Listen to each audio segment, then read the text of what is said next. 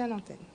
Bonjour à tous, nous sommes avec vous donc pour ce vendredi exactement le 8 novembre. Il y a beaucoup de choses aujourd'hui, ce 8 novembre, théâtre, réunion, etc., etc. On en parlera tout à l'heure. Je vous signale aussi, c'est la première du film de Julien Dalle ce soir. Ça s'appelle Secret d'État. Naïla, bonjour. Oui, tout à fait, secret de famille. Secret de famille, oui. Secret d'État. Secret de famille. Secret de famille.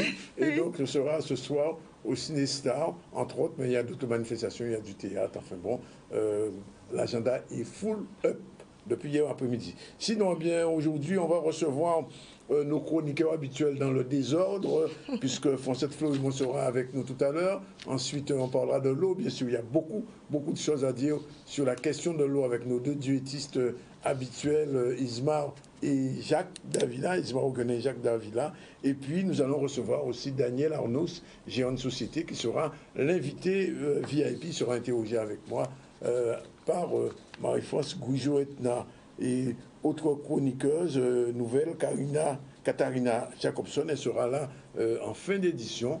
Donc, vous avez aujourd'hui, on a fait le plein et on a même changé le générique. Bonjour encore, Naïla, quoi de neuf dans l'actualité? Alors l'actualité, c'est le coup d'envoi de la journée d'addictologie avec la visite du président du MILDELCA, qui est le monsieur Price. Et c'est aussi l'arrivée du nouveau navire câblier qui va installer la fibre sur les îles du Sud.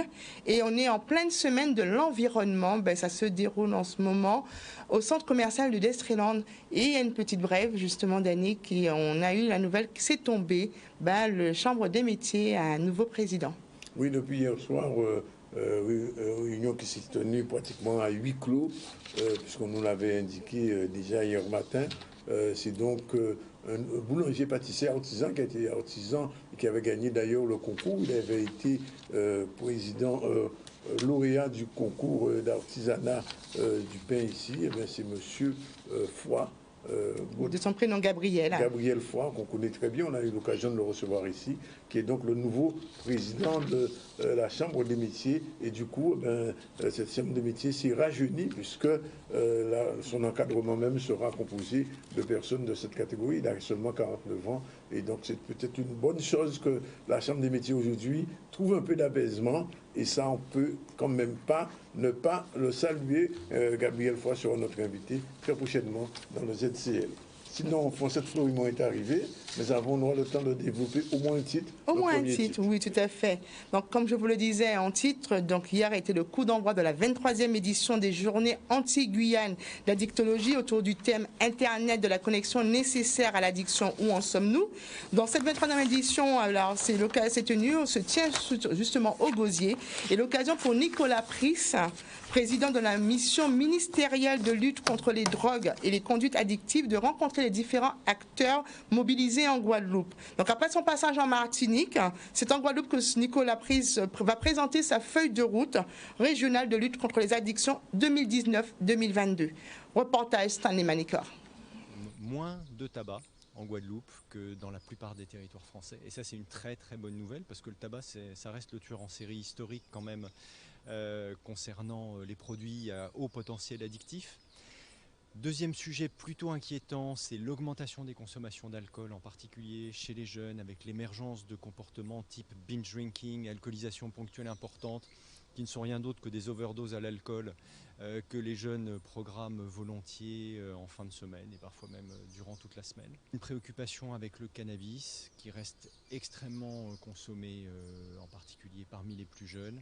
Produit qui est loin d'être anodin, comme on veut souvent le faire croire, d'abord parce qu'il est souvent consommé avec du tabac, qu'il provoque sur des cerveaux jeunes des conséquences en matière de troubles de l'attention, de troubles de la mémoire, et que les jeunes qui consomment du cannabis se retrouvent avec un parcours scolaire particulièrement dégradé. Il était important pour nous d'approcher, de former les professionnels pendant les 2 jours, d'avoir des échanges avec tous ces professionnels sur la question de la connexion aux écrans, aux smartphones. La question de l'hyperconnexion, qui peut être une connexion totalement normale ou une hyperconnexion pathologique.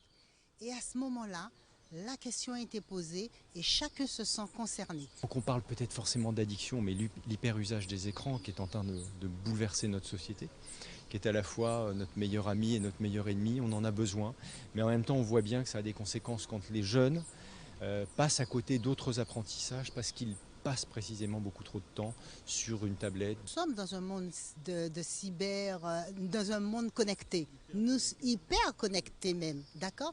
Nous en avons besoin au quotidien, dans le travail et autres. Mais savons-nous nous arrêter?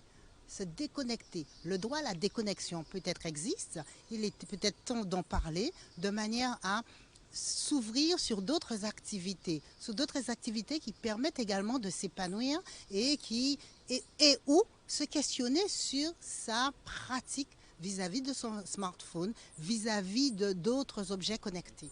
Et devant les smartphones désormais, on a un taux d'équipement qui est absolument incroyable.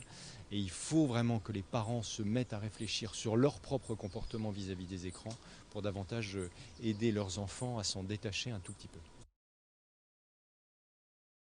On continue donc à effeuilleter l'actualité et c'est une bonne nouvelle pour les îles du Sud puisque le navire câblier qui devait établir la connexion, puisque c'est important, aujourd'hui on parlait de personnes connectées, eh bien, les îles du Sud, il y avait beaucoup de zones blanches, le seront de moins en moins puisque le haut débit est théoriquement attendu pour le début des premiers jours du mois de janvier 2020, peut-être le premier trimestre en tout cas. Naïla, la suite.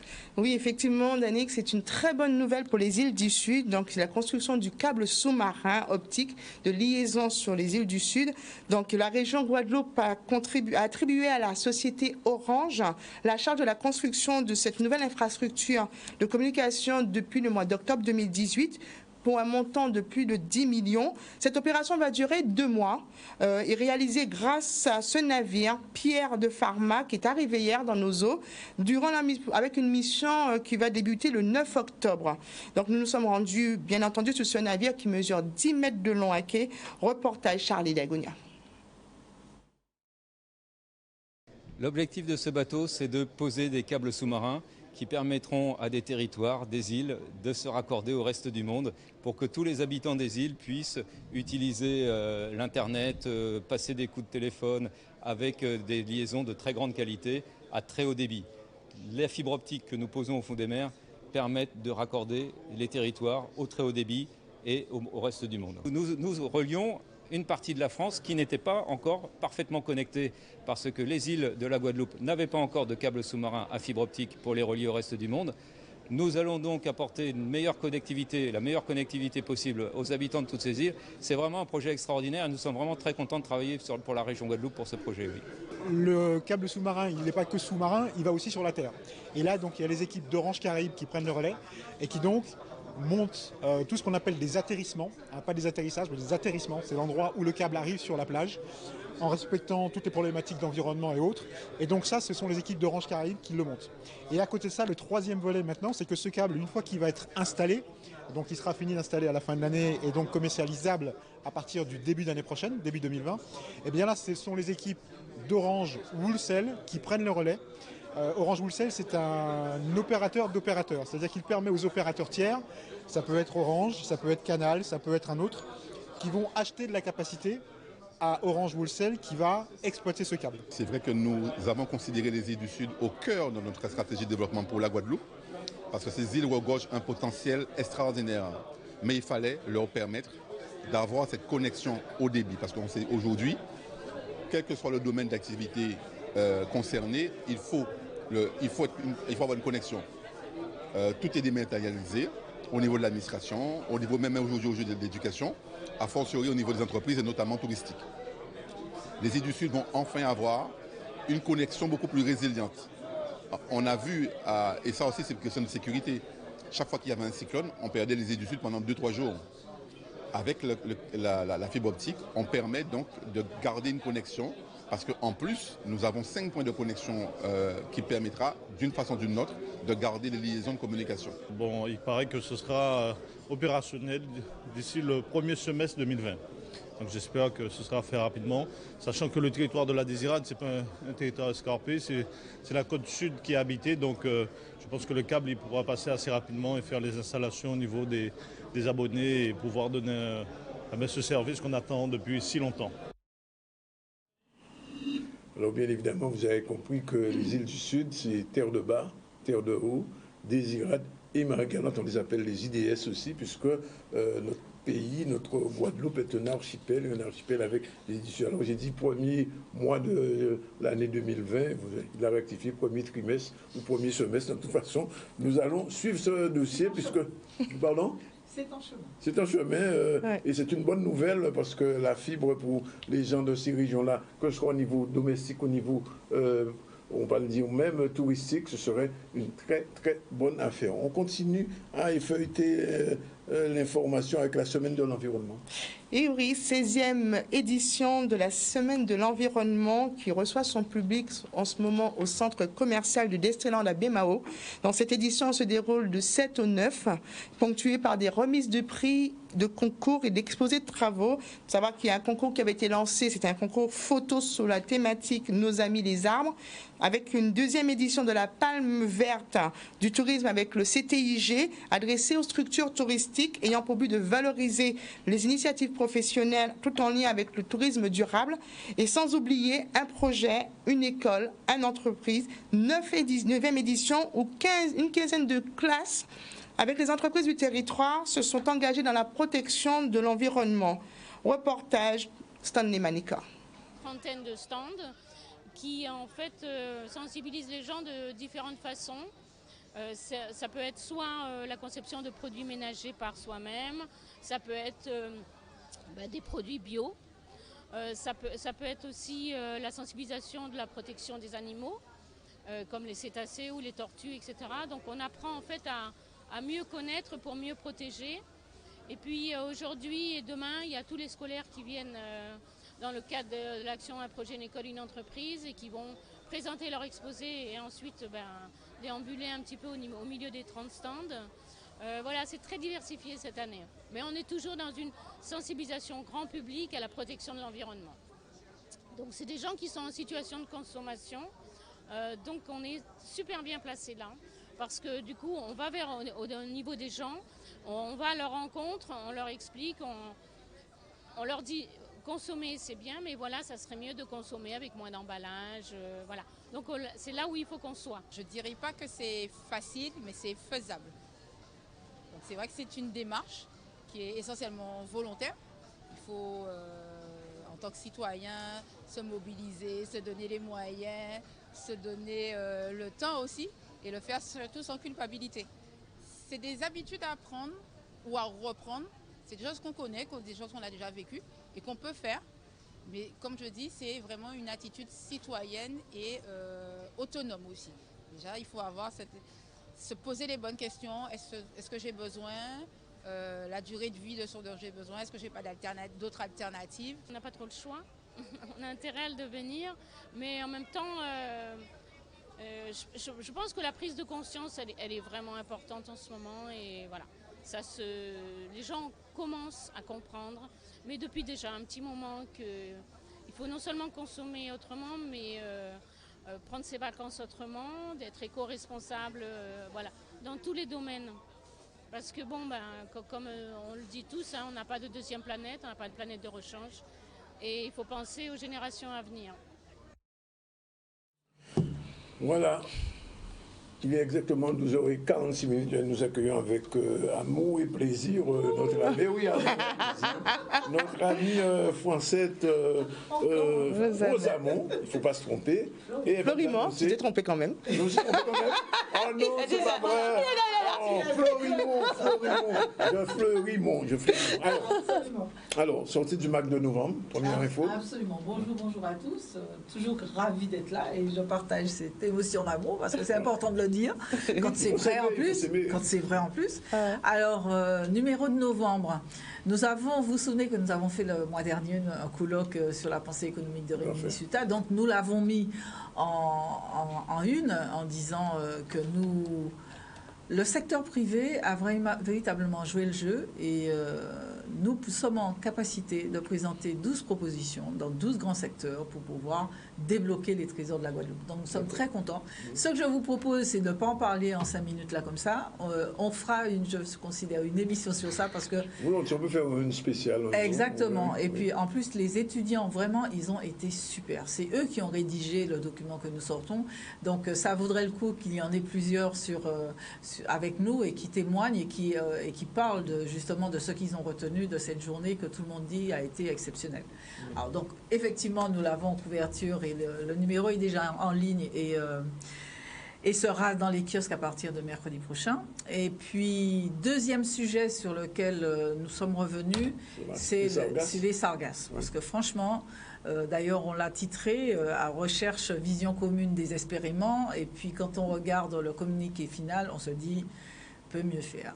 Oui. Surtout l'État français peut mieux faire. Et en plus, quand le 11e attendu sur 12, c'est faire une conférence des donateurs, je suis désolée, mais ce genre de propos, on l'entend pour les pays en voie de développement.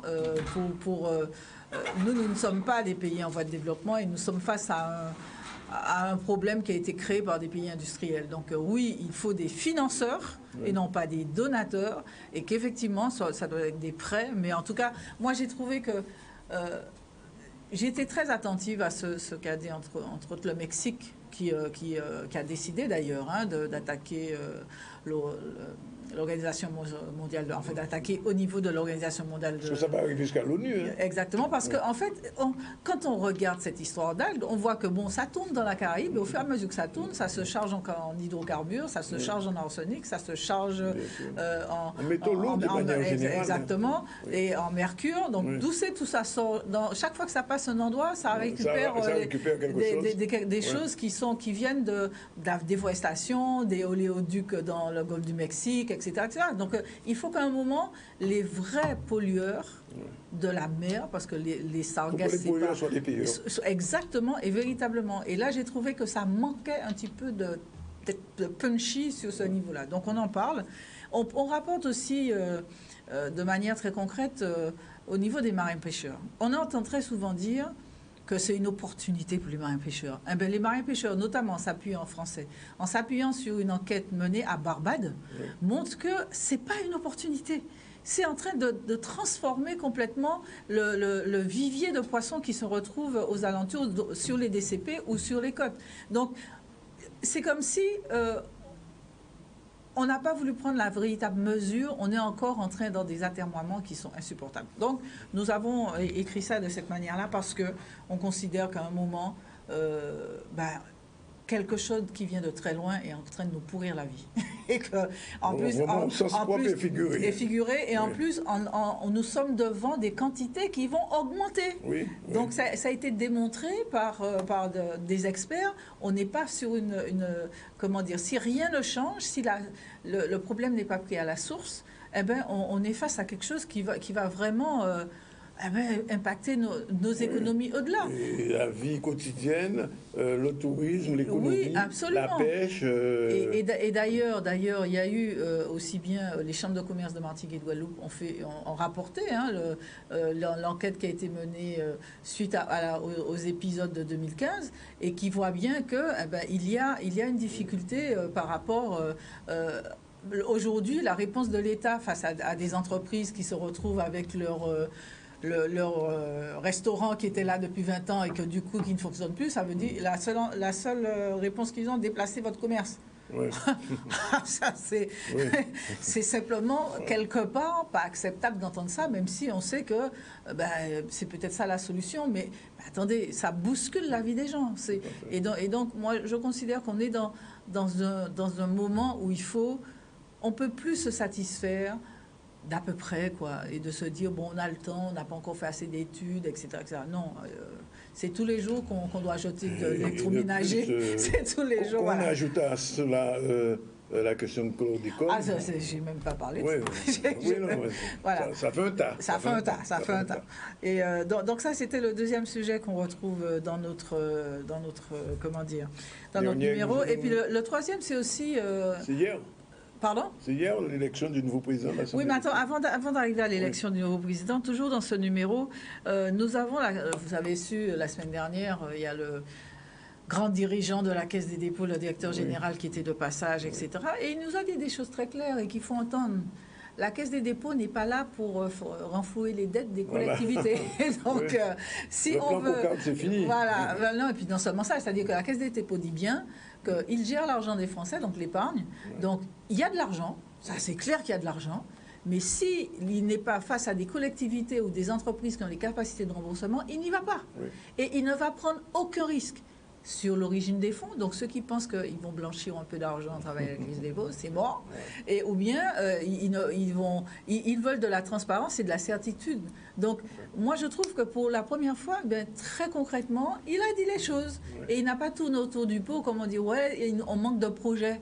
Attendez, on manque peut-être de projets qui sont portés par des gens de qualité et avec une orthodoxie financière complète. Donc, à lire, parce que je pense que ça remettra 2-3 pendules à l'heure pour ceux qui gèrent mal et qui sont tout le temps en train de payer. On nous donne les banques où on ne nous donne pas d'argent. Donc, c'est toujours bon de revenir sur les fondamentaux comme ça. Et puis, effectivement, hier, quelque chose qui s'est passé et qu'on attendait une issue, hein, c'est M. Foy, qui est Gabriel, qui est arrivé à la tête de... oui, un jeune qui a des entreprises, qui est maître artisan, etc., qui a une très belle allure. Ça, il y a... Bon, la seule difficulté, disons qu'il le sait, il est élu au 3e tour au bénéfice de l'âge, donc c'est pas une élection où on lui a déroulé un tapis rouge. Voilà. Non, donc ça c'est quelque chose qui doit être pris en compte. Surtout que, d'une part, effectivement, il a à remettre en mouvement des gens qui, jusqu'à présent, se sont tirés dans les pattes, donc c'est jamais très simple. Donc, j'espère qu'il n'y aura pas trop de déperdition d'énergie et puis, comment dire, de recours, etc., parce que je pense qu'il faut en sortir. Il faut en sortir. Il faut d'autant la remettre en route que nous sommes dans une période très particulière pour les chambres de métiers. Et c'est laquelle ? D'une part, il y a la loi de finances de 2019 qui leur ampute de leur budget entre 200 000 à 300 000 ou 400 000 euros pour certains, parce que c'est un problème qui concerne principalement les chambres de commerce, les chambres des métiers d'outre-mer, Martinique, Guadeloupe, Guyane, Réunion, et qui sont en train de mener des actions communes pour justement alerter et faire de manière que les élus obtiennent de l'État qu'il y ait une compensation. Qu'est-ce que c'est ? L'État a décidé, en fait, dans la loi de finances de 2019, ils ont décidé que les entreprises qui font moins de 5 000 euros de chiffre d'affaires par an ne feront plus partie du dispositif qui permet de déterminer le montant donné aux chambres de métiers. Donc ça fait vraiment, autant sur le continent, c'est pas très important cette baisse, mais pour l'outre-mer c'est très important, d'autant justement de la configuration du tissu économique. Ça c'est un vrai sujet. Certains artisans sont nos seuls salariés. Voilà, ça c'est un vrai sujet parce que ça ampute les chambres des métiers d'au moins 1/3 de leur budget. Et puis le deuxième sujet qui est sous-jacent, c'est que très clairement le gouvernement veut réduire le nombre de chambres consulaires. Voilà. Donc, on peut se demander aussi, est-ce qu'il n'y a pas une stratégie d'affaiblissement des chambres de métiers, de manière à ce que demain, on puisse dire, écoutez, vous n'arrivez pas à gérer, donc on va vous rassembler avec la chambre de commerce. Donc, et là, why not?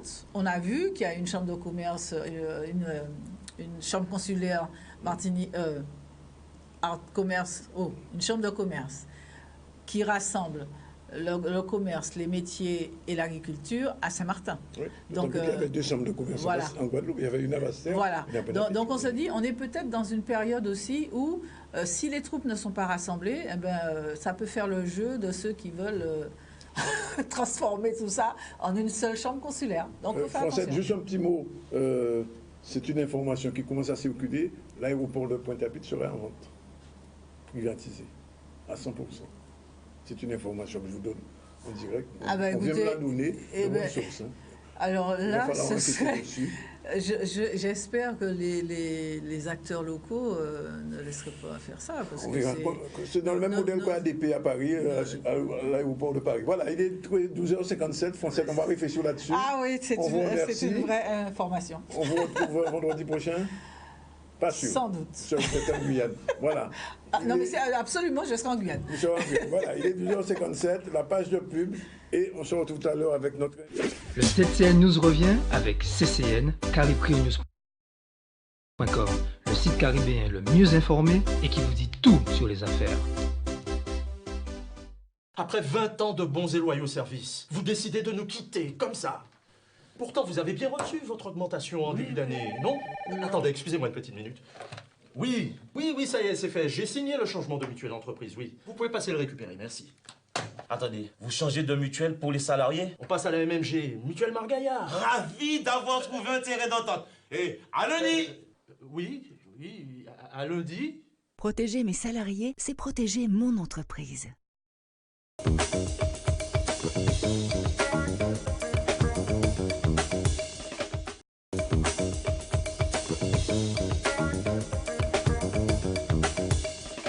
Là-bas, en fait. Voilà, il est 13h02 et comme chaque vendredi avec Marie-France Bouijouetna, on va se retrouver pour le VIP, n'est-ce pas Marie-France? Bonjour. Comme chaque vendredi, bonjour à tous. Ça va? Très bien, merci. Merci. Bon, on reçoit aujourd'hui Daniel Arnoux, bonjour. Bonjour Daniel, bonjour alors, Marie-France. Vous êtes une personnalité puisque vous êtes au VIP. Alors le slogan c'est seulement pour ceux qui le méritent. J'espère que vous serez à la hauteur. Oui, voilà. Alors, Daniel Arnoux, je veux vous laisser avec Marie-France, parce que Marie-France a exploré votre biographie et on va la dévoiler. Marie-France. Absolument. Alors, je ne sais pas tout parce qu'il a... Il y a trop à dire? Non, en fait, il a été très prudent. Il devait avoir peur de trop en dévoiler. Ah, d'accord. Il a des choses à cacher. Je ne dirais pas ça. Je pense qu'il est pudique, plus exactement. Il est pudique, d'accord. On l'accepte comme ça. Daniel Arnoux, vous êtes né en 1952 à Pointe-à-Pitre, rue de l'Abbé Grégoire. Vous avez 5 frères et sœurs. Votre papa était commerçant et votre maman le secondait. Alors, vous avez donc grandi. Vous avez surtout comme terrain de jeu la place de la Victoire. Et puis, vous partez en pension à l'école privée Bouillon à Basse-Terre. Vous avez à peine 5 ans.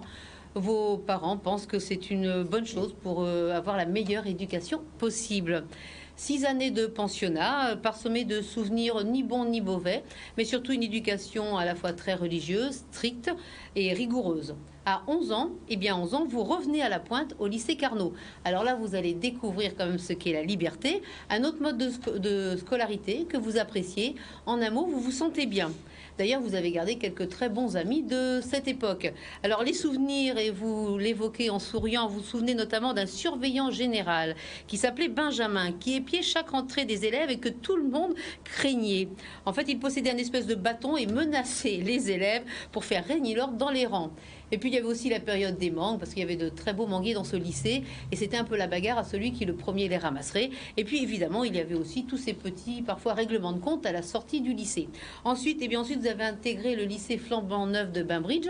Et là, vous avez passé un bac littéraire. Alors, curieusement, après la littérature, vous êtes orienté vers la médecine, puisque vous avez intégré la faculté de médecine à Paris. Et très vite, vous vous êtes rendu compte que finalement, ce n'était peut-être pas la bonne filière. Et puis, le hasard a fait que vous avez rencontré un jour un directeur d'hôtel qui vous a parlé de son métier et en fait vous avez dit ça c'est mon choix. Alors c'est un choix courageux à l'époque parce que effectivement l'hôtellerie n'avait peut-être pas la réputation qu'elle a aujourd'hui et les métiers de l'hôtellerie surtout on parlait de service et quelquefois c'était un petit peu mélangé avec la servilité donc ça ne plaisait pas à tout le monde. Et bien vous êtes resté sur votre position, vous en avez parlé à votre père qui a trouvé que c'était une idée intéressante et vous êtes allé faire 3 ans en Suisse dans une école prestigieuse.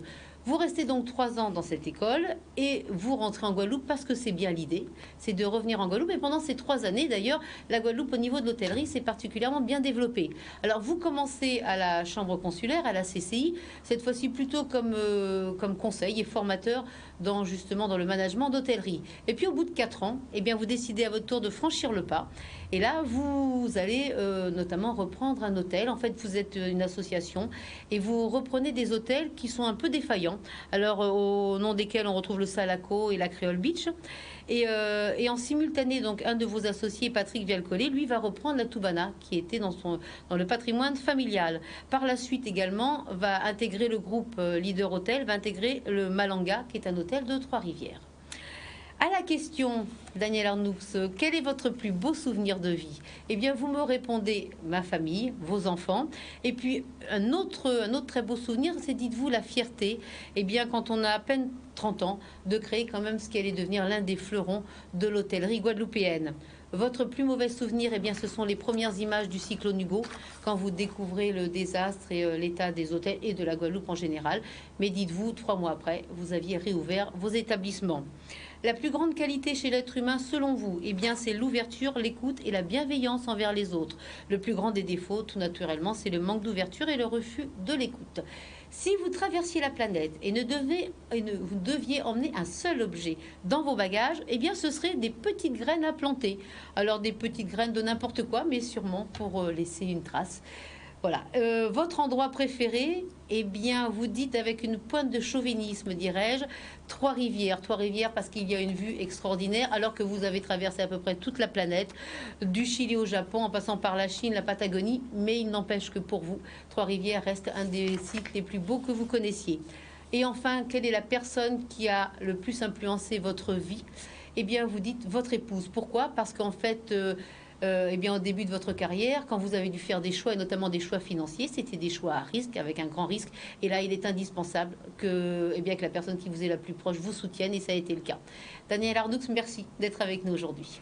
Merci, et je confirme pour Trois-Rivières, où j'habite, que c'est vraiment un endroit merveilleux pour la site. C'est vrai, pour le site, là où j'habite, on peut effectivement voir les saints, et même la Dominique, quand il fait beau comme ce matin. Alors, habituellement, quand on reçoit un invité en VIP, on me pose une question d'actualité. La question d'actualité, c'est l'apaisement, semble-t-il, aujourd'hui, après la nomination de nouveau président de la Chambre des métiers. Vous en pensez quoi?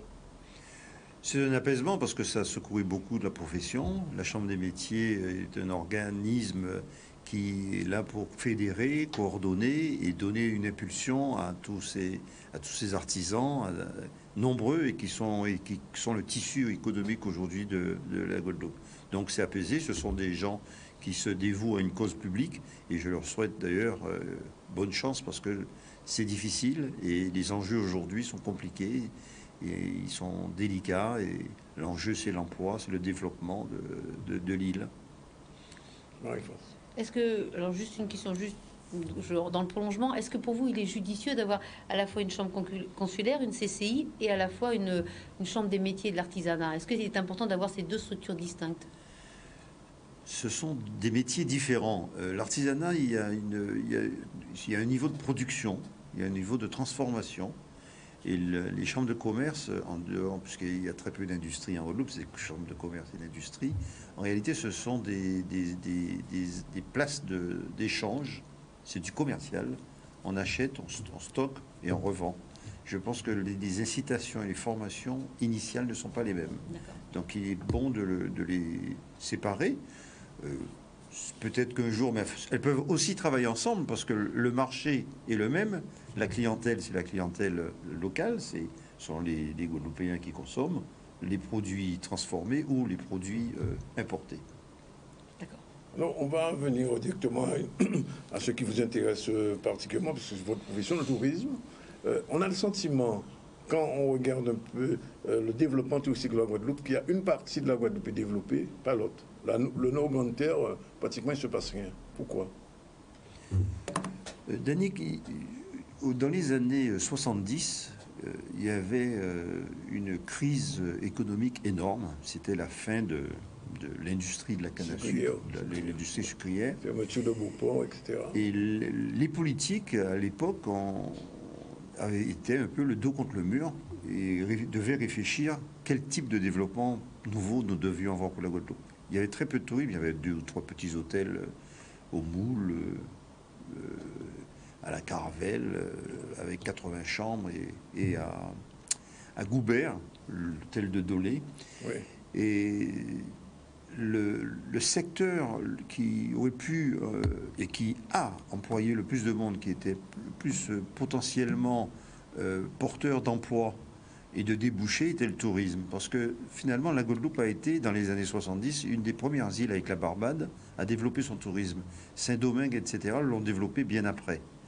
Et ce choix a été important et il a été très volontaire parce que très rapidement, dans les années 70, on a vu cette décision de développement sur des sites. Il fallait choisir des endroits.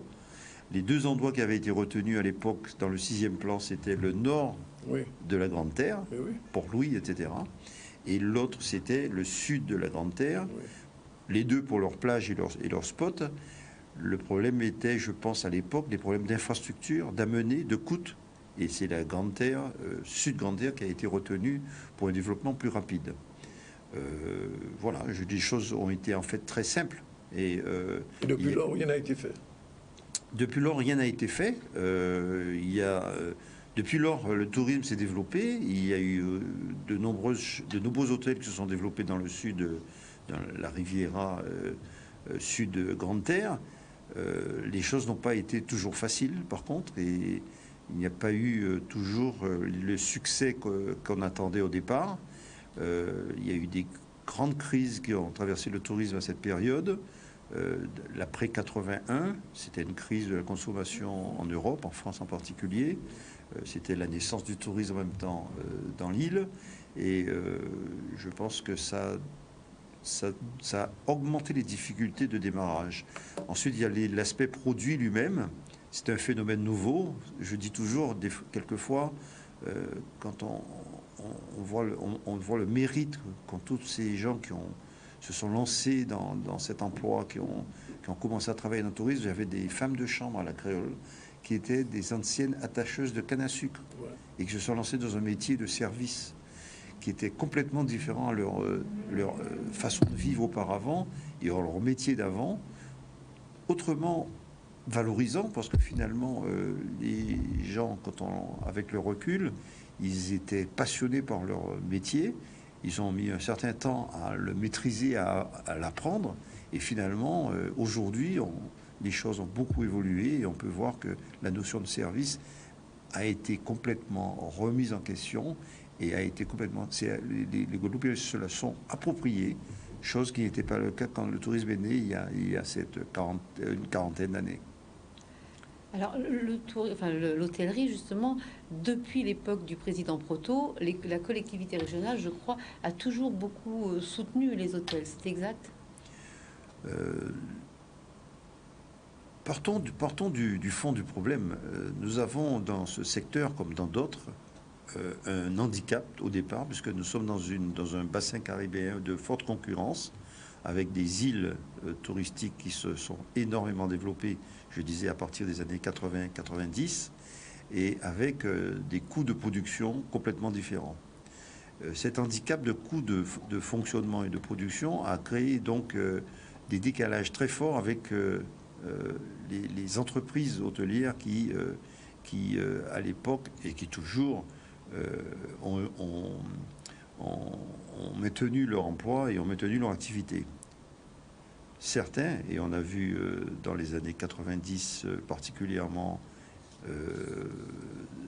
récemment, nous avons vu des hôtels qui ont dû fermer leurs portes, et parce que la rentabilité n'y était pas, parce que la situation sociale était très difficile à vivre, et parce que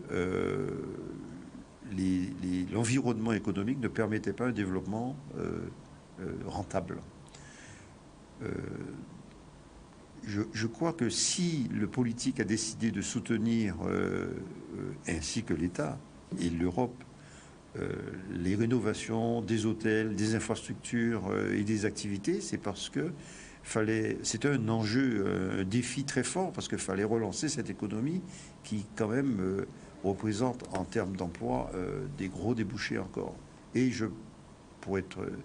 pour avoir participé à ces rénovations, je pense que nous en sommes heureux et fiers, parce qu'en réalité, nous avons repris des hôtels dans les années 85-90. Ce sont des hôtels qui étaient en grande difficulté, qui avaient perdu la moitié de leur emploi.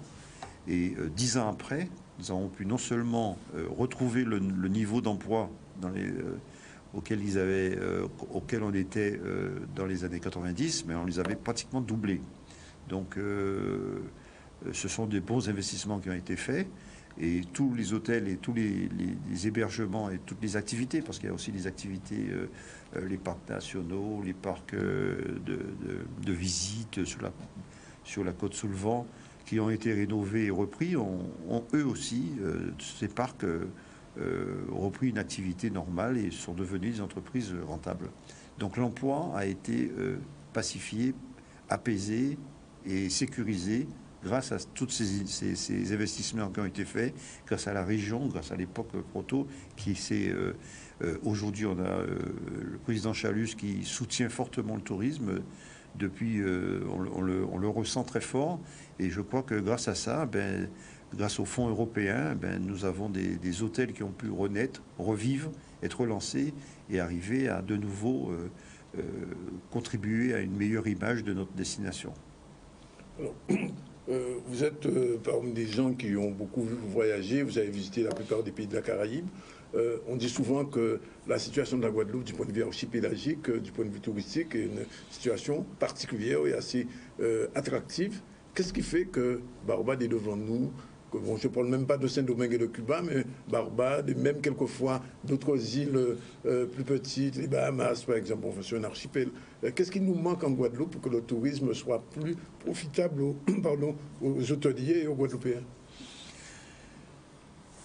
Je vais vous dire, d'abord la Guadeloupe, effectivement, de manière naturelle, est une des plus belles îles de la Caraïbe. Le bon Dieu nous a offert cet archipel, ces sites, cette différence entre Grande Terre, Basse Terre, le volcanisme, la forêt vierge, la forêt tropicale, les Saintes, les îles Marie-Galante, etc. Une histoire très originale aussi, une culture très forte, une gastronomie créole très forte, et qui nous distingue beaucoup de la Caraïbe. Par ailleurs, on dit que Saint-Domingue, pour comparer, Saint-Domingue, nous avons, nous, environ, allez, grosso modo, 10 000 chambres, entre hôtels, hébergements divers, voire avec les gîtes, voire 15 000. Nous avons des concurrents qui sont à 70 000 chambres. Oui, oui, oui. C'est de l'industrie. Nous sommes des artisans. Absolument. Nous sommes plus près de la chambre des métiers que de l'industrie, pour venir à une idée un peu boutade. Mais effectivement, nous sommes pas dans les mêmes, nous jouons pas dans la même cour que Saint-Domingue, qui a 12 millions d'habitants. Nous en avons 400 000. Oui, mais pour Barbade, qui est plus petite que la Guadeloupe, est moins attractive quand même. Barbade est plus petite que la Guadeloupe, mais la Guadeloupe n'a rien à envier à Barbade en termes d'activité touristique. Ouais. Nous avons une île beaucoup plus riche à visiter, à découvrir. Barbade, ils ont créé des infrastructures de bon niveau, dites de luxe. Oui. Ils ont 3 golfs à Barbade. Par exemple. Nous, on se bat avec un golf et on essaye, quand on essaye d'en lancer un deuxième, oui. C'est une polémique, son gros bab et avec des enjeux complètement hallucinant par rapport à ce que ça peut rapporter en termes d'image et de clientèle supplémentaire à l'île. Mais la Barbade a su comprendre son tourisme très vite et c'est un peu l'île référence dans la Caraïbe aujourd'hui. Vous savez, les Antilles aujourd'hui sont devenues, depuis la dernière décennie, des îles qui sont très compétitives. Nous avons une forte croissance en termes de fréquentation touristique depuis bientôt 5 ans maintenant, qui est assez intéressante. Nous avons des nouveaux marchés qui se sont développés avec le marché américain, qui est un marché porteur, et s'il se développe bien... Ils sont assez timides quand même. Ils sont timides parce que les rentabilités ne sont pas toujours au rendez-vous, oui. Et les moyens à mettre en place sont importants. On s'attaque au marché américain, qui est un marché de 300 millions d'habitants. On ne s'attaque pas comme ça, comme si c'était un petit marché québécois ou belge. Ouais. Donc, je pense que ça a été très bien compris par le président et des nouveaux moyens ont été mis en place. Le budget du CTIG a été complété et je pense qu'aujourd'hui, on a les moyens de déjà maintenir... cette nouvelle compagnie qui va nous fréquenter à partir du mois de février, JetBlue, et nos équipes... Et Belgium aussi a commencé, oui. D'ailleurs. Et à Belgium, sur le marché belge, effectivement, a démarré, qui nous donne des ouvertures nouvelles sur l'Europe proche de la France. Mais bon, tout cela, ça bouge en ce moment, mais ça bouge quand même dans le bon sens, puisque nous bénéficions de ce potentiel aujourd'hui de développement, de marchés nouveaux. Ça faisait 30-40 ans que nous étions en monomarché français, et je pense que c'est une bonne chose aujourd'hui de ces ouvertures. Bien sûr. Juste pour compléter, dans pas mal d'hôtels de la Caraïbe, notamment à Saint-Domingue, il y a ces formules all-including qui n'existent pas en Guadeloupe. Pourquoi c'est pas adapté à notre marché? À mon avis, pas du tout. Pour deux raisons simples. D'abord, une raison de compétitivité. Quand le concept du all-inclusive, c'est un prix, ce n'est pas un produit. Oui. On achète un prix, on achète un prix sur le marché parce que c'est tout compris et ça a une valeur complètement financière, monétaire. Si nous mettions sur le marché les mêmes produits all-inclusive des hôtels de Guadeloupe en comparaison avec des hôtels de Saint-Domingue, on serait complètement hors marché. Oui. Parce qu'on serait 2 fois plus cher, tout simplement, parce que notre coût de production est de 1 à 5. Plus élevé, beaucoup plus élevé, tant au niveau du coût du personnel et au niveau du coût de production, de l'alimentation, etc. Donc, il n'est pas judicieux de venir sur le terrain où on n'est pas compétitif. La deuxième des choses, c'est que nous parlons aussi, c'est une différence artisanat, je reviens dessus, artisanat et industrie. Les chambres d'hôtel, quand on parle les hôtels de Saint-Domingue, ils ont 600 chambres, 800 chambres. Vous imaginez, ça fait 1500, c'est l'équivalent d'un paquebot. C'est énorme à gérer. Et nous, notre profil, notre destination n'est pas dans ce profil parce que nous avons des petits espaces, nous avons il y a une grande liberté à visiter la Guadeloupe, une facilité, chose que n'a pas Saint-Domingue. Par exemple, on prend sa voiture, on roule, nos routes sont bonnes, sont belles, on se promène sur tous nos beaux sites, on va manger dans les petits lolos, les gens adorent, c'est ce principe très libre de consommation, c'est complètement dans l'air du temps. C'est un côté écologique d'avoir aussi des contacts avec la population qui est de plus en plus accueillante en plus, puisque nous avons des retours qui sont excellents sur l'accueil que nous avons aujourd'hui dans les îles. Donc oui, l'artisanat, l'industrie, voilà, nous avons fait des choix et je pense il serait dommage de faire des choix de all-inclusive, sauf si on se positionne dans le luxe all-inclusive, comme le Club Med l'a positionné. En vous écoutant, j'ai l'impression quand même, en comparant la Guadeloupe à la Barbade et aux autres îles, ce qui nous manque, c'est un ministre du tourisme. Il n'arrête pas de faire des boutades. Non. Non, je ne sais pas s'il nous manque un ministre des tourismes. En tout cas, je crois que il y a à gérer l'offre en même temps que la promotion. Et c'est ce qui est en train de se dessiner aujourd'hui. Il y a des choses qui sont en train de se faire avec les communautés des communes. On superpose un peu, parfois trop, les compétences. Et en réalité, ce qu'il faut, c'est que nous avons une force vive. Des gens qui ont une volonté aujourd'hui, des Guadeloupéens qui ont envie de participer à la chose touristique parce qu'ils savent que c'est un débouché pour eux, pour leurs enfants, etc. C'est de l'avenir. Et il y a plein de petites activités qui se montent. Et il y a plein d'arrière-pays qui peuvent se développer. On parle du Nord Grande Terre. C'est en train de se faire. On est en train de chercher. La Guadeloupe est en train de se chercher, se développer. Et je pense qu'il faudrait de l'innovation. Il faudrait innover. Non pas dans les choses sophistiquées, mais dans les choses qui sont très proches de l'humain. Et je pense que nous allons, pour moi, nous allons dans ce sens. Et ce n'est pas une mauvaise chose. La culture, on est en train de redécouvrir et de se réapproprier notre culture. Ce musée, il faut le faire vivre. Il ne faut pas que ce soit qu'un musée de l'histoire. Il faut que ce soit un musée de l'avenir aussi, avec de l'échange d'art du monde, de la planète, pour créer une curiosité de gens qui aiment les musées, une clientèle qui aime fréquenter les musées, qui veulent fréquenter des musées, mais avec des nouveautés, avec des nouveaux regards. des artistes sur nous, sur la planète, etc. Je pense que ce sont des enjeux nouveaux, c'est complètement dans l'air du temps. Il faut poursuivre dans cette voie, mais il faut aussi donner les moyens pour poursuivre dans cette voie. On va prendre la première pause de publicité. Il est 13h26. On retrouve Daniel Arnaud dans un instant, juste après les 3 pubs. Le 7CN News revient avec CCN, cariprionews.com, le site caribéen le mieux informé et qui vous dit tout sur les affaires.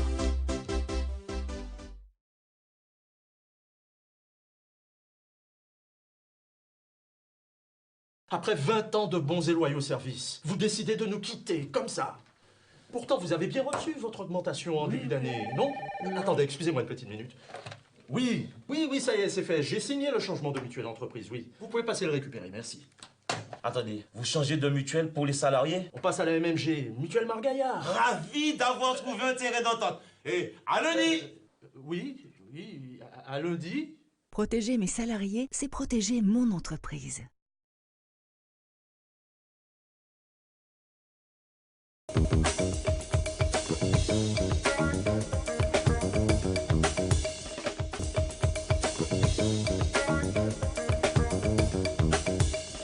Dans les autres. Voilà, il est 13h33. On continue donc notre VIP avec Daniel Arnaud, qu'on reçoit déjà depuis quelques minutes. Et il nous reste à peine, Marie-France, 7 minutes pour tout conclure. Il faudra une deuxième émission. Ah, c'est toujours trop court. Oui, c'est toujours trop court. Alors, je te laisse poser la prochaine question. Elle est courte ou longue? Elle est courte, bien sûr. Elle est courte, comme donc la réponse sera courte. Donc, non, simplement pour nos téléspectateurs. Donc, dans la biographie, j'ai rappelé qu'avec Patrick Valcorier, vous étiez à la tête d'un groupe hôtelier qui s'appelle Leader. Dans ce groupe hôtelier, on retrouve donc la Creole Beach, on retrouve la Toubanade qui vient d'obtenir sa 5e étoile, on retrouve Bois Chic, on retrouve les Jardins de Malanga à Trois-Rivières, et j'en oublie peut-être un. Le Mahogany, mais qui est intégré à la Creole Beach Hotel. Voilà, tous ces hôtels sont quand même des hôtels haut de gamme, et dont un qui vient de décrocher sa 5e étoile. Est-ce que ça veut dire, selon vous, donc c'est un positionnement, mais est-ce que ça veut dire que l'avenir de la Guadeloupe, c'est justement l'hôtellerie haut de gamme? Alors, je prononce la question, puisqu'elle est très bonne. C'est une anecdote que Chalus raconte souvent. Il a rencontré l'ambassadeur de Chine quelque part. Il lui a dit, je voudrais simplement 500 000 touristes de plus. Et l'ambassadeur de Chine qui lui répond, est-ce que vous avez des 5 étoiles en Guadeloupe? Voilà. Tout à fait. C'est une anecdote mais qui est parlante, parce qu'en réalité, si on veut s'attaquer à un marché international de haut niveau, je pense qu'il faut qu'on ait des 5 étoiles en Guadeloupe. Il n'en faut pas des milliers, mais il faut un certain nombre qu'on peut commencer à estimer déjà, à partir du moment qu'on ouvre aussi un peu plus l'aérien et qu'on s'ouvre à d'autres marchés. Pour revenir sur ce que vous disiez, Marie-France, le problème que nous avons, c'est que nous devons encore une fois, nous sommes condamnés, la Guadeloupe, le tourisme en Guadeloupe est condamné à faire des hôtels au moins de 4-5 étoiles. Pourquoi je dis ça? Parce qu'il faut développer une hôtellerie de luxe, où je rappelle qui permet de développer de l'emploi, qui est pourvoyeur de pas mal d'emplois. Et vu le coût de l'emploi, il n'y a que la valeur ajoutée forte qui permettrait de justifier un emploi fort et des services qui doivent suivre au niveau des qualifications que vous avez données à votre produit. Mais il n'y a pas que l'hôtellerie. Il y a d'autres types d'hébergements qui se développent énormément. Nous sommes en train d'assister à une ouverture totale de l'offre d'hébergement par des nouveaux concepts comme Airbnb, et nouveaux mises en marché comme ces gros...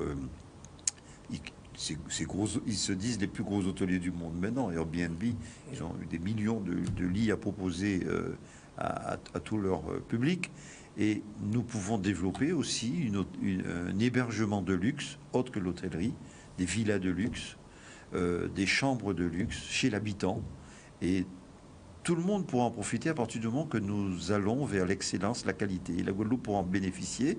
Et c'est d'un intérêt bien compris que plus nous mettrons de la valeur ajoutée, plus nous ferons de la valeur ajoutée, plus les prix seront élevés et plus les Guadeloupéens pourront en bénéficier. Plus le niveau de clientèle sera plus élevé et achètera plus notre production, notre poisson, nos fruits et légumes qui eux aussi sont assez chers finalement. Donc nous sommes un peu condamnés à faire de l'hôtellerie de qualité, du tourisme de qualité. Il faut qu'on aille tous dans le même sens. Jusqu'à récemment, c'est-à-dire jusqu'au début des années 2000, régulièrement dans l'hôtellerie, il y avait des mouvements sociaux. Grève tout le temps, votre hôtel a été souvent bloqué. Souvent, on entendait M. Vion, qu'on va recevoir ici un de ces jours, râler parce qu'avec l'UGTG, etc. Ça s'est calmé, ou bien le dialogue social fonctionne mieux, ou alors l'UGTG a perdu de la vigueur.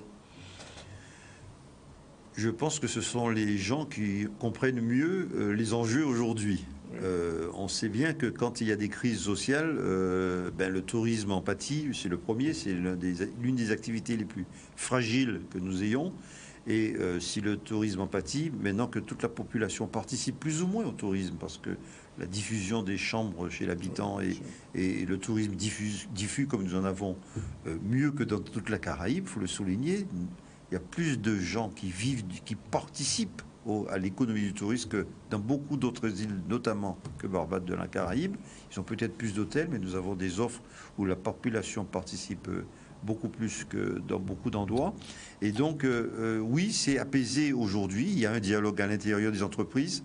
Il y a des enjeux bien compris, je pense, l'intérêt commun, l'intérêt partagé.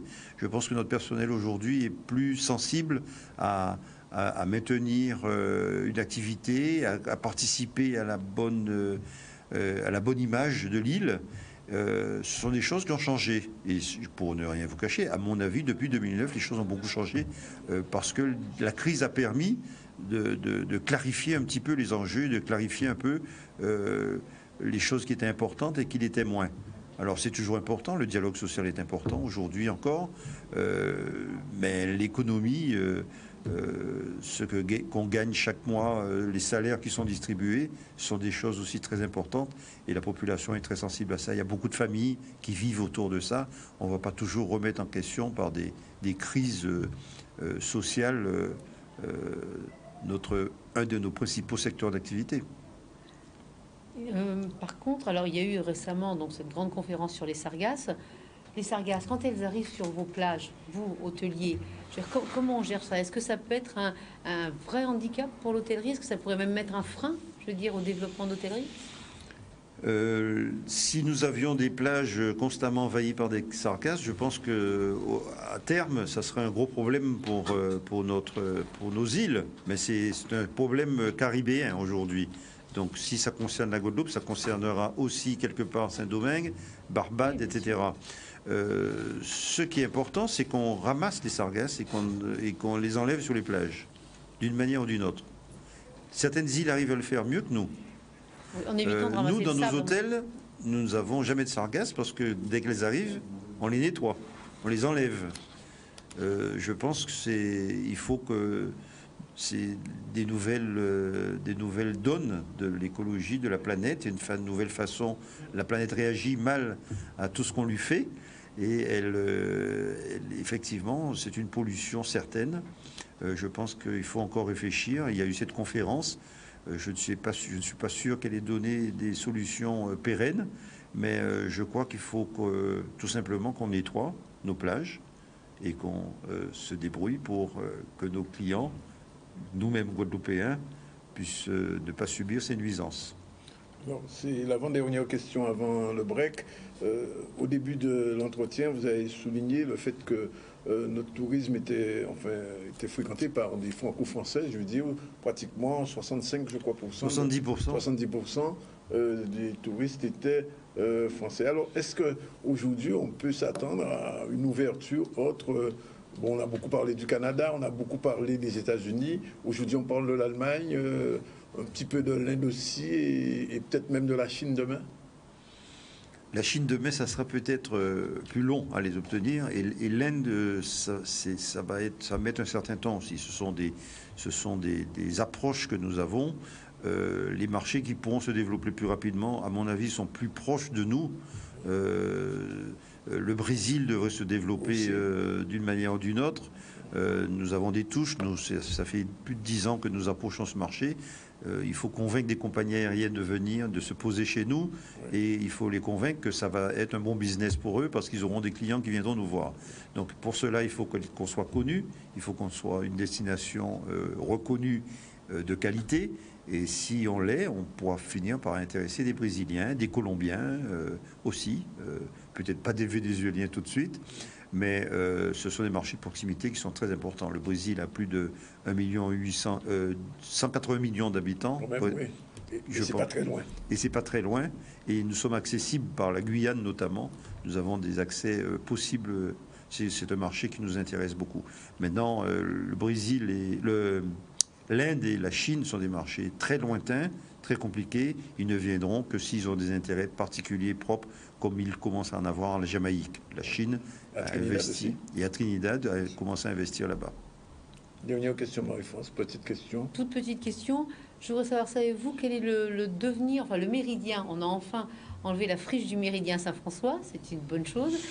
Est-ce que vous êtes au courant de ce qui va se passer maintenant? Est-ce que vous-même, vous êtes pourquoi pas intéressé pour récupérer le site? J'aimerais bien en savoir plus.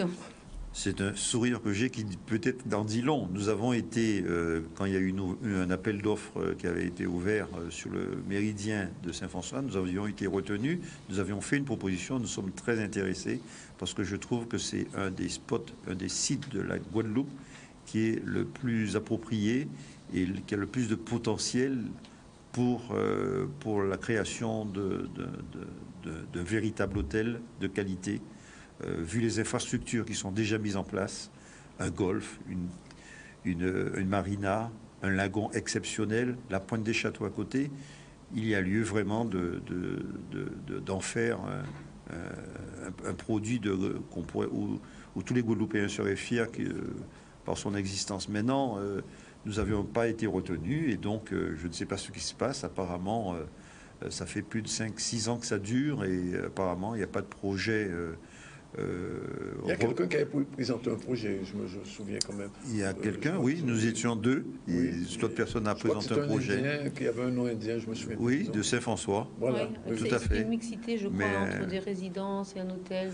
Oui, je pense que le projet de départ, c'est de faire de l'hôtellerie de qualité comme le site le permet. Oui. Maintenant, il ne s'agit pas de faire des programmes immobiliers avec des villas immobilières, etc., qui ne seraient pas très, très bien pour notre tourisme de Saint-François. On va terminer là-dessus, les 13h44, juste un petit mot. Le touriste sac au dos, ça nous fait du tort? Non, pas du tout. Le tourisme sac au dos, c'est un tourisme un peu d'aventure qui fait partie des gens qui voyagent. Ce sont des jeunes en général qui, quand ils sont jeunes, fréquentent notre destination. Et quand ils sont un peu plus âgés, ils ont un peu plus d'argent, ils reviennent avec des valises et puis avec des sacs à dos. En tout cas, merci Daniel Arnaud, merci Marie-France. Les 13h45, eh bien, on va tout de suite passer à la chronique sur les traces d'Anna Carona. Bonjour Katharina. Bonjour Daniel, bonjour à tous. Alors, il faut peut-être redire un petit peu le sens de cette chronique parce qu'il y a longtemps qu'on ne s'était pas vu. Oui, on a introduit la chronique au mois de juin, donc c'est une chronique qui va parler des Amérindiens à l'époque précolombienne, mais des Amérindiens aussi aujourd'hui, parce qu'ils rencontrent certaines problématiques dans leur vie de tous les jours.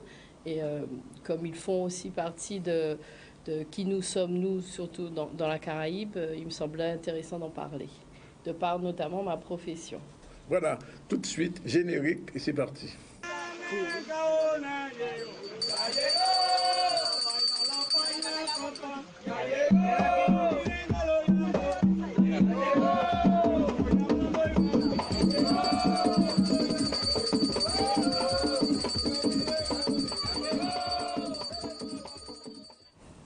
Alors, Katharina, retour sur les événements passés depuis juin 2019 et l'actualité est très riche chez les populations amérindiennes. Tout à fait, mais avant, je voudrais juste faire un petit point, un petit clin d'œil en tant qu'archéologue au séminaire que nous avons eu mercredi et jeudi. Ah oui, quand même, c'est l'actualité, bien sûr. Tout à fait, donc c'est un séminaire organisé par la Société d'Histoire qui s'appelait Histoire et archéologie, regard croisé, apport croisé. Et donc, il était intéressant de confronter des historiens et des archéologues et pour voir l'apport de chacun pour faire avancer les choses et la connaissance de notre histoire. Ça va avancer? Ça va avancer. On est là, on travaille. C'était intéressant quand même. C'était très intéressant. Notre ami Carloman a brillé. Carloman a brillé de par son dynamisme et tout l'intérêt qu'il porte aux Amérindiens. Mais ce n'était pas que sur les Amérindiens. On a parlé des Amérindiens, mais aussi de toute la période. Ouais. La période la période qu'on appelle coloniale. D'accord. Alors, on va commencer par la Dominique. Oui, tout à fait. Donc, durant cet été, il y a eu effectivement beaucoup de choses qui se sont passées, surtout au niveau des Amérindiens. Donc, au niveau de la Dominique, il y a eu l'élection du nouveau chef Kalinago le 22 juillet. Il y avait 7 candidats, donc le chef sortant, Charles Williams, l'ancien chef Irving Auguste, et c'est le plus jeune des candidats qui s'appelle Lorenzo Sanford, qu'on voit à l'écran, qui a remporté les élections devançant son rival de juste 3 voix. D'accord. Et donc, le 6 décembre prochain, nous aurons les élections du gouvernement et notamment le représentant des affaires Kalinago au gouvernement de la Dominique, dont l'actuel représentant s'appelle Cosier Frédéric, c'est qui se représente. Mais je n'ai pas mis la photo. Alors, voilà, dans le reste de l'actualité, il y a le Brésil. Oui. Tout à fait. Et je pense qu'on a tous été sensibles à ce qui se passe au Brésil et plus particulièrement en Amazonie. Sur la photo, vous voyez un peu ce qui se passe actuellement. Donc, depuis fin août, la forêt amazonienne brûle à cause de défrichements humains qui sont alimentés par la politique du président Bolsonaro, qui depuis son arrivée et pour l'orpaillage, tout ce qui est... Et le défrichage sauvage des forêts amérindiennes aussi. Oui, mais en fait, son inaction encourage tous les clandestins à venir et aller chercher de quoi commencer une nouvelle vie, parce que on parle de commerce du bois, expansion des plantations de soja, donc voilà, c'est libre cours à tous ces nouvelles personnes. Mais dans cette zone vivent de nombreuses sociétés amérindiennes, de nombreuses tribus qui, depuis la Constitution de 1988, vivent là dans des territoires parce qu'ils ont, de par leur seule présence ancestrale. Voilà. Mais ils ont actuellement très peur de ce qui se passe. Et là, voilà, donc qu'est-ce qu'on observe? On observe de nombreuses manifestations. Là, c'est un groupe de femmes de Pastaza, au Brésil, qui se sont regroupées pour lutter. Vous avez aussi le chef Raoni. On va voir son image. Sur la prochaine image, voilà, qui est assez célèbre, hein, qui était déjà parti en Europe faire un tour et qui est allé au G7 pour parler des incendies, mais surtout pour rappeler que ce qui se passe en Amazonie ne regarde pas simplement les Brésiliens et les Amérindiens, mais concerne aussi toute la planète. Nous sommes au niveau du poumon du monde, comme on aime appeler cette zone. Et il y a aussi la prochaine image, normalement, présente Paulino Guajarara. C'est pas grave, on verra son image plus tard. Qui est le leader des gardiens de l'Amazonie, un fervent défenseur et qui a été tué en pleine tête le 1er novembre 2019. Donc voilà, voici la réalité de ce qui se passe. Et voilà son image. C'est très dramatique, mais c'est la réalité de ce qui se passe. Et en fait, ce point nous amène à notre prochain point qui concerne les activistes autochtones d'aujourd'hui. Donc, vous avez tous entendu parler de Greta Thunberg, oui. Mais à son instar, d'autres jeunes, notamment amérindiens et autochtones, se lèvent pour protester contre tous ces dérèglements climatiques et toutes les mauvaises politiques prises ces temps derniers. Donc, nous allons citer quelques-uns, pas beaucoup. Donc là, vous avez à l'écran Otun Pelletier, qui a 15 ans et qui vient de l'Ontario au Canada et qui se bat pour protéger l'eau dans ses communautés. Après, vous avez Artemisa Xacriaba, voilà, que vous voyez, qui est une indigène de 19 ans, qui milite aussi contre le climat. La prochaine image présente Nina Gualinga, qui a 24 ans et qui est Quechua, d'Amazonie équatoriale, donc c'est la prochaine image. Voilà, mais elle qui lutte contre les compagnies pétrolières. Voilà. Et mais il y a un événement aussi quand même que vous devez signaler qui est important dans cette région. Oui.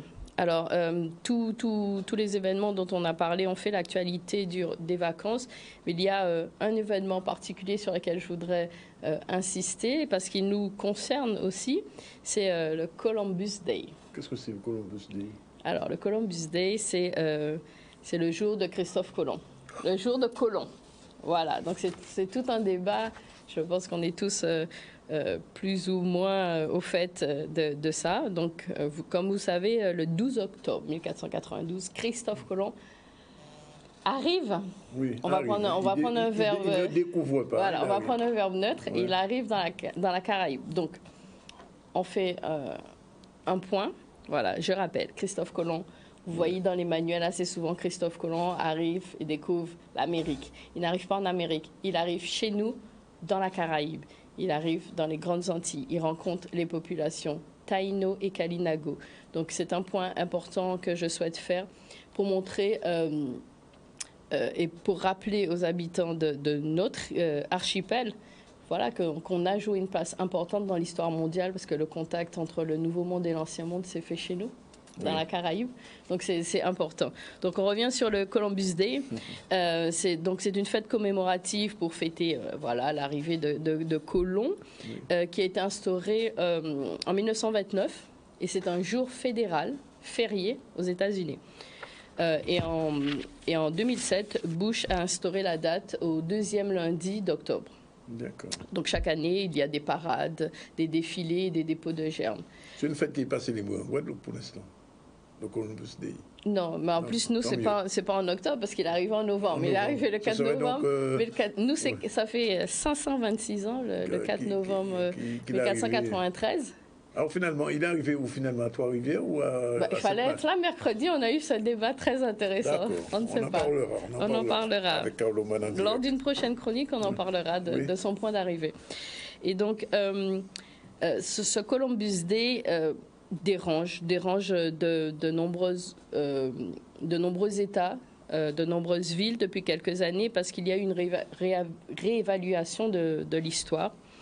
Et donc, de nombreuses autorités ont décidé simplement d'annuler cette fête. Donc, c'est pas une mauvaise chose. Hein? C'est pas une mauvaise chose. Donc, le premier lieu qui a décidé de supprimer cette fête, c'est le Dakota du Sud, et qui l'a remplacé par le Native American Day en 1989.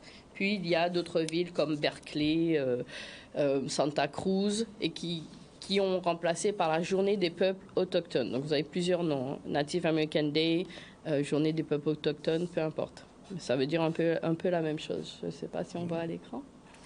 La photo numéro 9, oui, voilà.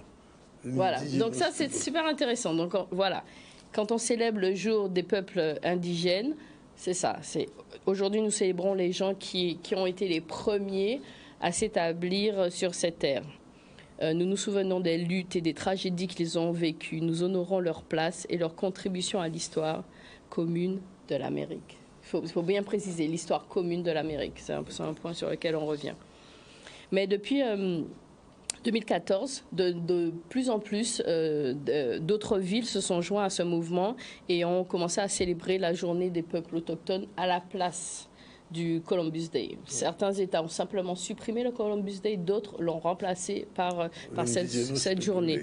Et donc, c'est la même chose. Il y a des défilés, des cérémonies et des manifestations culturelles autour des populations amérindiennes.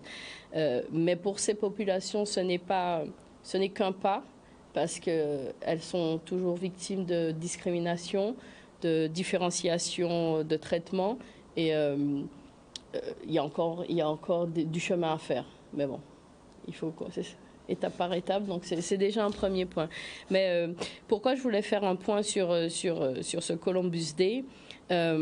Parce qu'il nous renvoie aussi à la question de découverte. On a beaucoup dit que Christophe Colomb a découvert. Donc, il n'a rien découvert. Hein. La découverte renvoie à une notion eurocentrée par rapport à l'Europe. C'est une nouvelle terre connue, mais on n'est pas là. Et dans cette vision-là, l'histoire des Amérindiens est occultée, elle est niée. Et les populations dont nous sommes les descendants aussi, se retrouvent avec un héritage passé occulté. Donc une part de l'identité qui n'est pas reconnue. Et ça nous concerne aussi dans notre pluralité identitaire. Tout à fait. Donc voilà, et c'est important parce que pourquoi je tiens à faire ce point, vous allez partout dans la Caraïbe, vous allez encore trouver dans des manuels, dans des musées, des frises chronologiques avec comme point de départ 1492 ou 1492. Comme si l'histoire commençait en 1492. Voilà, et qu'il n'y avait rien avant. OK. Voilà. Bien, never forget what really happened in 1992. Ouais, ça, c'est super. C'est la dernière image. Oui, voilà. On peut la voir, non? Voilà, les Amérindiens, en 1492, oui. Les Amérindiens ont découvert Christophe Colomb perdu dans la mer. Ça, c'est voilà. Merci Katharina et merci pour cette deuxième chronique. On va vous retrouver le mois prochain sur les traces d'Anna Karouna. Il est 13h57 minutes, 2 minutes après la pub. On démarre et on se retrouve tout à l'heure pour la chronique sur l'eau. Merci encore.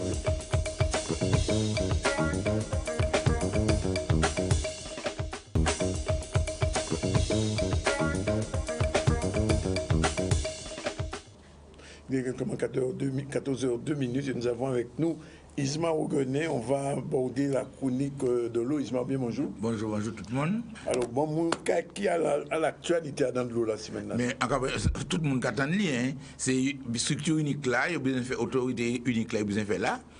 Et dans ça, et pour faire là, il y a marche forcée. Et on va trouver ces élus-là qui sont en réunion. Et puis, monsieur fait un compte rendu, on est là.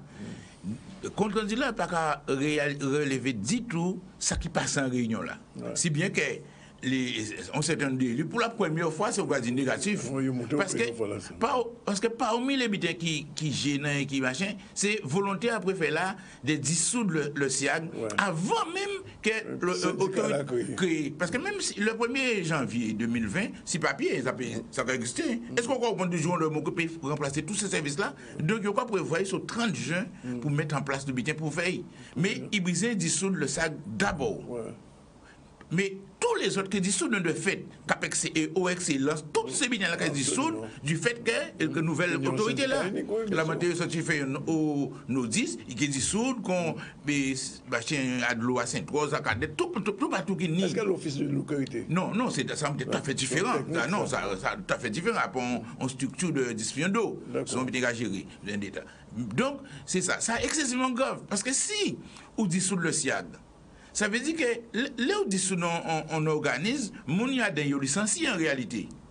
Quand on parle de plan de sauvegarde. Mais pas qui travaille là, 200 et quelques, et le CRE rénove, parce qu'il y a des ensemble. Donc ça veut dire que c'est ça, nous, association à défendre l'usage de l'eau, nous pas d'accord pour ça fait. Parce que nous pas d'accord pour ça fait pour des raisons. Parce que Jean, il va mettre en place une structure unique là, nous a expliqué ça, nous d'accord, parce qu'en 2009, nous avons dit ça. Mais nous voulons qu'il écoute le point de vue en nous, parce que ça nous a dit. Et nous voulons que nous négocions sur ça. Nous négocions, tout le monde là, et les communautés d'agglo, et toutes ces structures qui sont dirigées là, nous prenons une discussion pour dire, mais comme ça caille. En particulier, il faut nous comprendre que nous, à des cas de combat, nous ne pouvons pas gommer seulement pour mettre une structure unique, mais une structure unique sans délégation de services publics, sans ni monde derrière de waouh, comment l'argent là. Sont un gros arnaque les délégations de services publics parce qu'on bouge en monde l'autre, quasiment ouais, assez bénéfice à eux. Mais tout bénéfice vous fait si de l'eau, c'est un poche à usager là au moyen. Si on y par exemple en régie publique. Et toutes les régies publiques qui dissoudent, il y a pas mal de régions en Guadeloupe, là, vous voyez, sous l'habitat qui fait. Donc, nous faisons en régie publique, générale, etc., sans, effectivement, qui a pas de bon de l'eau, sans derrière, il nous dit, pour délégation de services publics, sans une multinationale derrière, et surtout, qui a pas de l'eau régulièrement. Or, dans l'état actuel, nous ne pouvons pas avoir de l'eau régulièrement. Mais encore, même si l'État préfet là. Alors, l'État préfet là, déjà, monsieur Adam l'État en ligne. Monsieur déjà, il a dit comme ça, vous m'avez confirmé votre volonté de respecter cette échéance, donc 1er janvier 2020, fixée par l'ensemble des élus de la conférence territoriale de l'action publique, le 28 mai. Et solliciter ma participation financière. Quand même, monsieur, l'État c'est moi. Ça choquant. Il n'y a pas qui bêtise gazi là, mais si nous, il a frappé moins, si nous, nous, syndicat, contre l'administration, nous ça. Il a dit, je vous convie à la prochaine réunion en formation restreinte. et qui a envoyé une convocation. Sans les services techniques, en fait. Sans services techniques, sans pas pour conseiller ces boucles-là, signer un papier. Et d'autant plus que, à part vous, il a formé délégation à mon là. Ces bouquets, ils savent qu'ils m'ont brisé pour comprendre. Et évoquer, ils voyaient nominalement les mots invités. Ces noms-là, c'est en Ile-Islay, tous les présidents de comité aglo et président à région et président à machin. C'est seulement le vrai. Non, sinon on manque de respect à des présidents des départements et présidents de région. Nous on manque de respect total. Et encore quoi réaction en cas particulier à la Riviera du Levant, quand même, pour une fois. Ah oui, ils mettaient sec. Oui, mais ils mettaient à juste titre. Ils ont dit, mais c'est son menteur.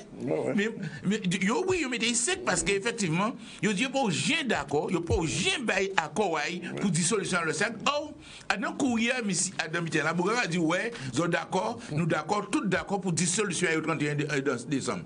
Qui panique, ça qui panique pour raison d'être. Si on a dissout le 7, pour une raison pas dissout les autres régies, les autres biens qui là. Donc, ça veut dire que, et puis tout côté des problèmes qu'il a fait, parce que ça nous voulait faire comprendre. Donc, encore quoi que, moi, allant analyser l'état pour faire là, nous faisons réunion au conseil d'administration de ça, mais au dit, à comité de l'eau basté. En tout cas, ça, toutes ces lignes-là soulignées. Parce qu'il a dit comme ça, par exemple, ouais, et il faut apprendre, et ces bitins-là, il y a liquide le SIAG, et il y a réparti. Et l'argent d'être à le SIAG, si les comités d'aglo, qui sont des bitins bizarres, ça. Alors, nous ça, au niveau structurel, mettons, SIAG qui était mal géré, il prend au déficit. Alors, quand il y a un autre bitin qui ne peut pas gérer ça, alors pourquoi il fait ça? Parce que le SIAG a doué les sociétés françaises qui ont fourni les bitins. Normalement, là, on a dit sur une société, on a dit on a vendu bien et on a payé mon épice bien gagné. Et si pas ni assez, on appelle l'argent. C'est ça le problème là. Parce que si on dit vous savez refait, le pays font notre monde prend dette. Et c'est pour que la conseil est d'accord pour accepter dette que le SIAG a géré alors qu'il n'y a pas eu. Vous comprenez? Ça nous on sort des bilans. C'est des bilans bizarres dans 104 fait ça, tout à fait bizarre. Alors donc, nous croyons que ça, pour une fois, les élus vraiment, ils disent nous ne pouvons pas accepter quand même que le marché c'est nous comme ça. Et principalement les rivières du Levant. Parce qu'en tant que Jalton, moi, déjà entendu RCI, il a dit ouais, préfet accepter proposition à eux. Oh, dissolution à l'ESAG, pas profession à eux, c'est proposition à préfet là. Parce qu'à deux réunions là. Et depuis longtemps d'ailleurs. Même avant, même pour réunion, il était déjà annoncé. Longtemps il a annoncé, il faut dissoudre ça, faut dissoudre. Donc, il faut liquider le SIAG.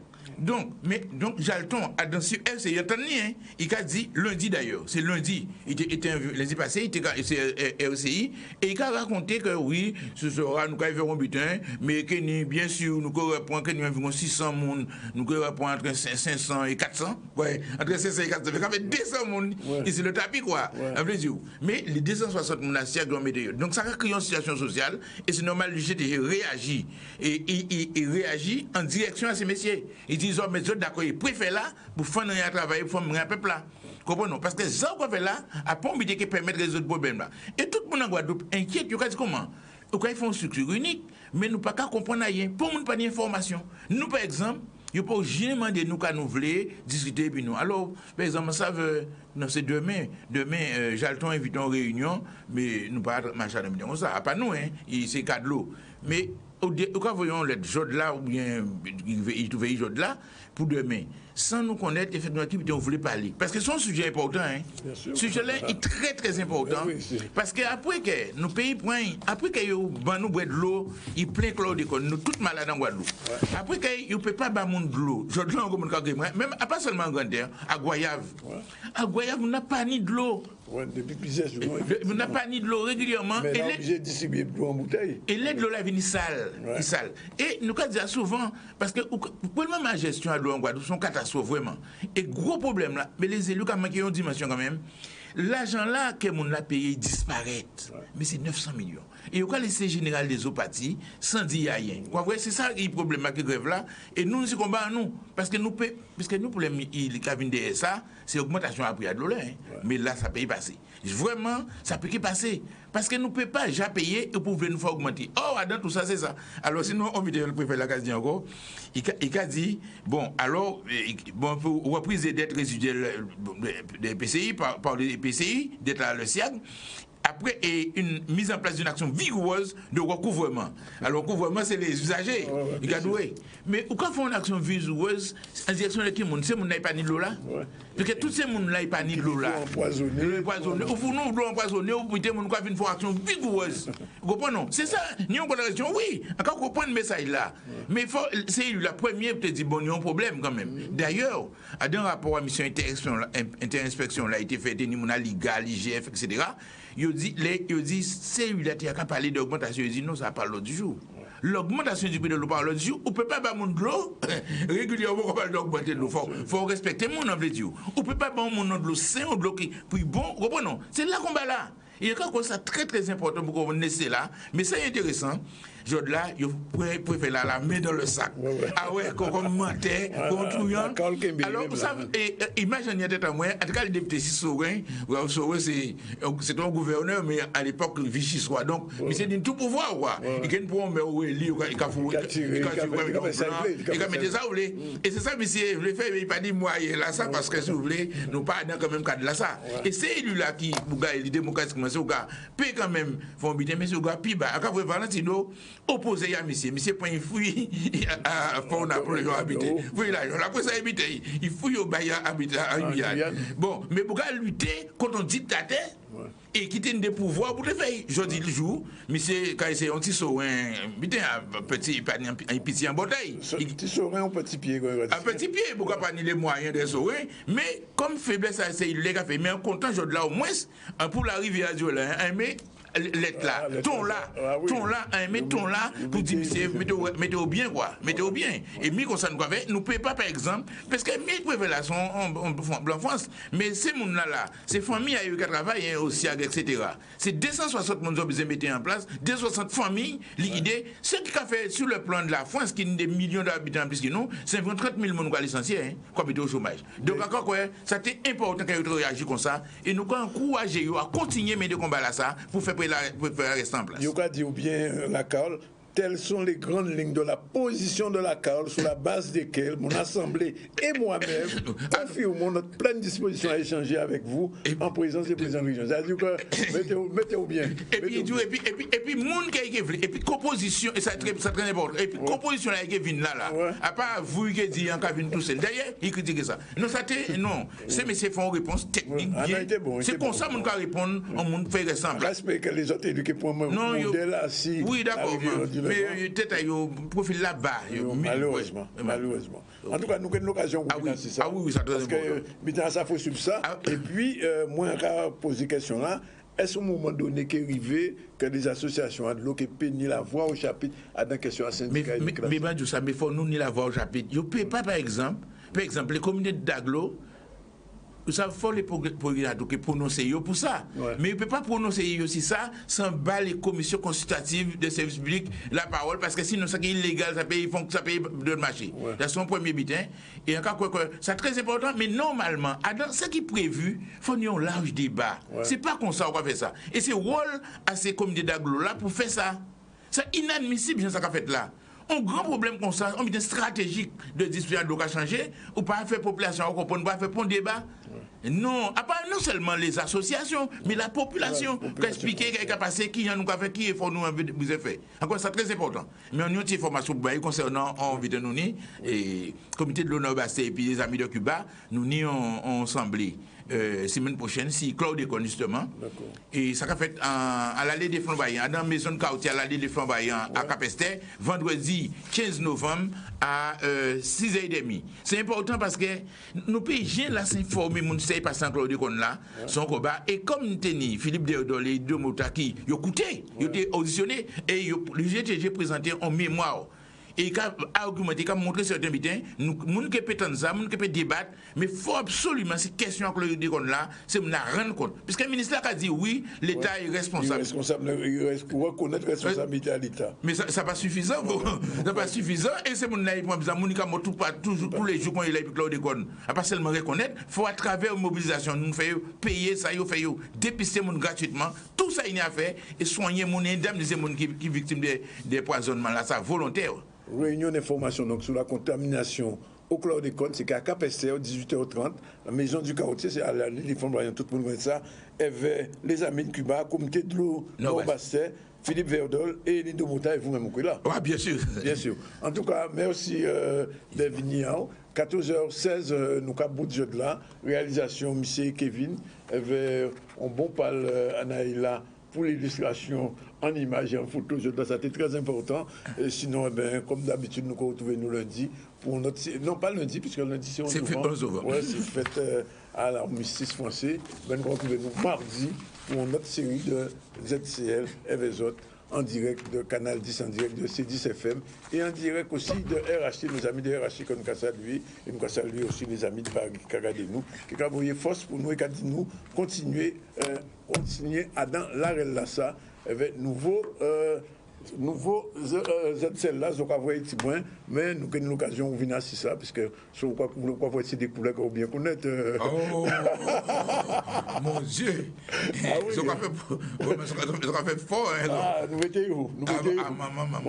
Voilà, c'est fini pour aujourd'hui. En technique, nous ne pouvons pas parler trop, mais parole là, il bout pour là, mais parole là n'est pas fini, ou ça, ou bien placé pour ça.